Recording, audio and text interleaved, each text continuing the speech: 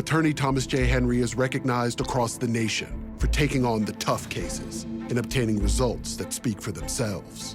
From the time he was a young man, he's had a passion for helping others. And after 35 years of being an attorney, he still wakes up each day with that same burning desire.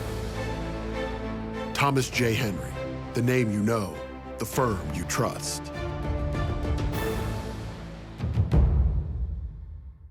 Pickle?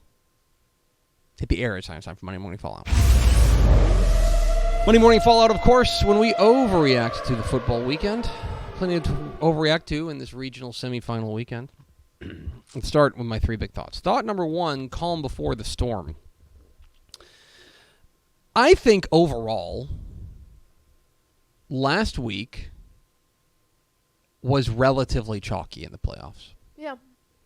We were finishing up scoreboard on Friday, and Saturday rather, and they were, and Aaron kind of turned to us and asked Craig and I for some final thoughts, and what overwhelmed me was like, yeah, this felt like it went about like we thought it would. Mm-hmm. Now, certainly that's not to say we predicted every game correctly. No. Wichita Falls over Brownwood is probably the biggest upset of the regional semifinals.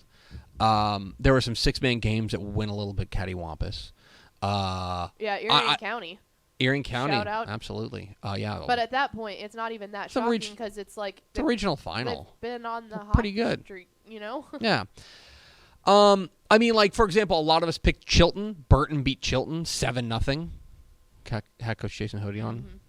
But overall, I do feel like it was kind of a relatively calm weekend of Texas high school football as far as from a results perspective are concerned. I don't know that you had any real teams that we were like, oh man, that's a state championship team that didn't lose to another state championship caliber pro. Right? Carthage is an example of that. Like Carthage won, like Gilmer loses. Oh my gosh, any other year it'd be like, oh my gosh, I can't believe Gilmer's out. Well, they lost to Carthage, the number one team in the state. I was going to say, well, and think too about how many times, like I did the post game show on Friday, but it was basically a mini scoreboard. But it's like how many scoreboard junior. Yeah, how many times did we say, and we'll see the rematch, and we'll see a rematch, and we'll see a rematch. Well, like we'll get to that. That's kind of like that was kind of. It all shaped out how we thought it would at that point.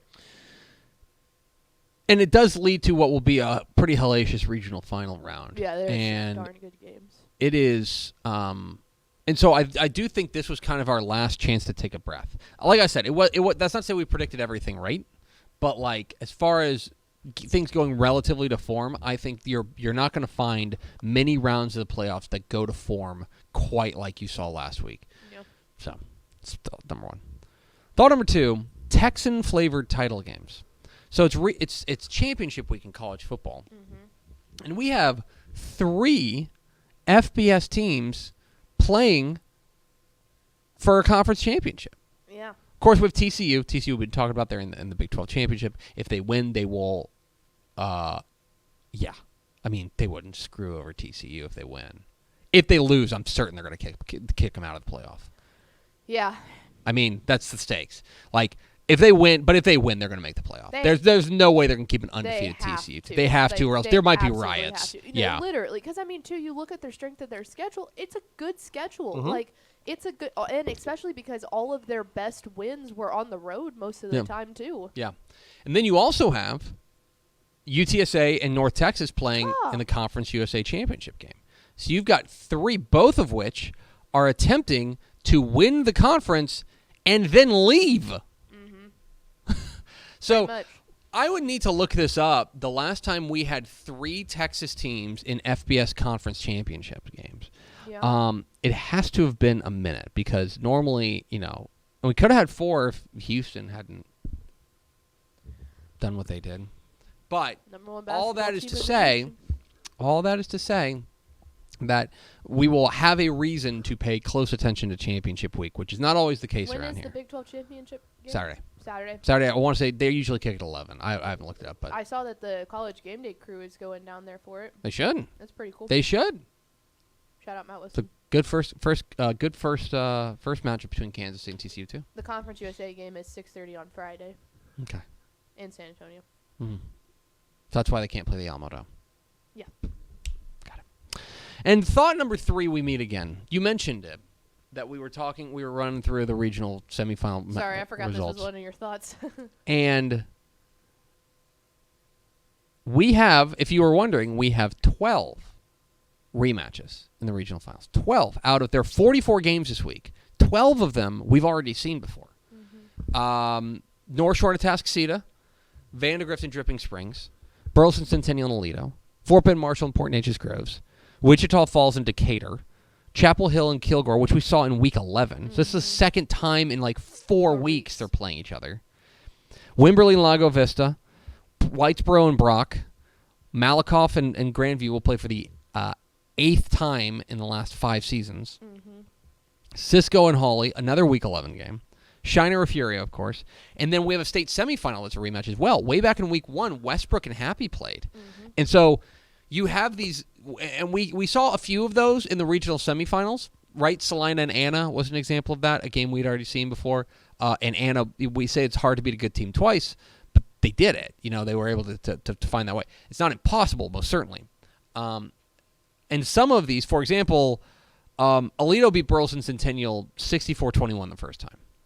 It would be a pretty big upset if they were to reverse that and turn a 43-point loss into a win. But Wichita Falls Decatur was an overtime game. Wimberley and Lago Vista was a 3-point game. Whitesboro and Brock came down to the final play. Grandview and Malakoff was a 4-point game. Drip and Vandergrift was a 3-point game. Cisco and Hawley was a 3-point game. So yeah, this is North Shore to Atascocita were 3-point games. So there are at least a good number of those rematches that were within, let's say 1 or 2 plays of really changing. What happens when they meet again? We'll find out. 3 helmet stickers. A helmet sticker to Tyler Chapel Hill quarterback Demetrius Brisbane. They were down big to Lumberton at half. And they roared back, thanks in large part to Demetrius Brisbane, who threw for 233 yards and also carried the ball 11 times for 98 yards and 2 touchdowns to pace a Chapel Hill comeback. UTSA quarterback Frank Harris. This was insane. So, look, Frank Harris is not and should not win the Heisman Trophy. Okay, I want to be very clear about what I'm saying. He should not win the Heisman Trophy. I do not know that there is a more valuable player to their team in America than Frank Harris. And you literally got handed that on a silver platter on Saturday. Of when he was out, they were down 30 points. Yeah, they were down huge. And then he came back in the game, and you look down, and the game was tied, literally in the third quarter. Yep, another 10-win season for UTSA. And a helmet sticker to, let me pull it up again, Atascocita running back Torrey Blaylock. Torrey Blaylock had an outstanding game in their big win. 26 carries, 202 yards, and 3 touchdowns rushing on the ground as they roar into the regional final to take on district rival Galena Park North Shore. 3 teams to watch. Wichita Falls, the Coyotes spring one of the biggest upsets in the regional, probably the biggest upset in the regional final. Dub. The computer had them had Brownwood favored by 19 points, and Wichita Falls don't care. Fantastic win for them. The defense played exceptionally well, and they are through for a rematch with Decatur in the regional final. Mary Hardin Baylor. Go back a couple of weeks ago, we were talking about kind of that triumvirate of teams, of Texas teams, between Trinity, Mary Hardin Baylor, and Hardin Simmons. Well, the first 2 rounds have come and gone, and Mary Hardin Baylor is the one who has emerged. They are the final team standing from the Division III kind of battle royale in college football at the Division III level. So all get behind the defending national champion crew. And Carthage. So Carthage beats Gilmer 28-7. Craig Way and I were on the call on this game. And let me say this. I'm pretty sure Gilmer's the second best team in 4A Division II. I came away really impressed with Gilmer, and I came away thinking that team is really good. I know Rowan Fluellen didn't play. I'm not sure it made all that much. I'm sorry. I know that Caden Tennyson didn't play until very late when it was already more or less decided. I don't know if that makes all that much of a difference because they were a running team to begin with, and Carthage was sniffing it out. Well, and having Rowan Fluellen in the back was, one, exceptional for their run game, and two, there was one throw he had in particular that was like a 40-yarder down into the backside of the end zone that was spectacular. Oh, yeah. No, that touchdown pass to Tier Tate was a great pass. We literally, Aaron and I were sitting in the studio, and we went, oh, my God, he's got an arm. So I think I am right now where I sit right now, 12:15 p.m. on Monday, November 28th. I feel like Gilmer's the second best team in 4A Division II. Mm-hmm. So what does that say about the team that beat him by 3 touchdowns? Right. 3 to C. It's going to be a theme here. North Shore and Atascocita. This game's live on Bally Sports Southwest. I'm not sure if I'm supposed to say that, but it is. I already said it. It's on the air.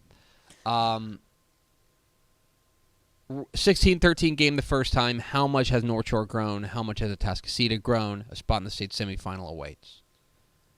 TCU and Kansas State, another rematch.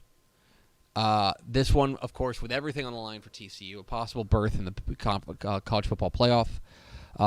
And they've already had their first undefeated regular season in quite a while. They can polish that off with a Big 12 championship if they can beat a very pesky and very dangerous Kansas State team. And Shiner and Refugio, it's Shiner Refugio week again. Never heard of that. Coming back, this one's in San Marcos. Is this game on Texan Live? That is still left to be decided. Okay, we're figuring out. It will be streamed somewhere.